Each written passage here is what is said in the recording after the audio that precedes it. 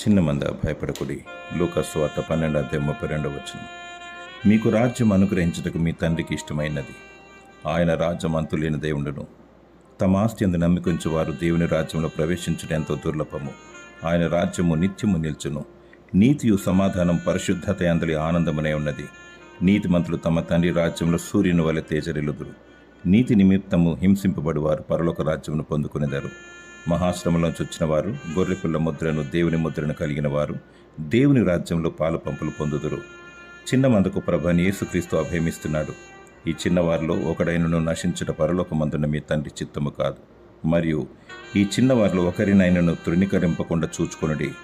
వీరి దూతలు పరలోకమందున్న నా తండ్రి సముఖమును ఎల్లప్పుడూ పరలోకమందు చూచుచుందురని ప్రభువైన యేసుక్రీస్తు సెలవిస్తున్నాడు. నీవైతే సంతోషించి గంతులు వేయము, ప్రభు రాకడకై సిద్ధపడుము. దేవుడు నిన్ను కరుణించి తన రాజ్యమును అనుగ్రహించునుగాక. ఆమేన్.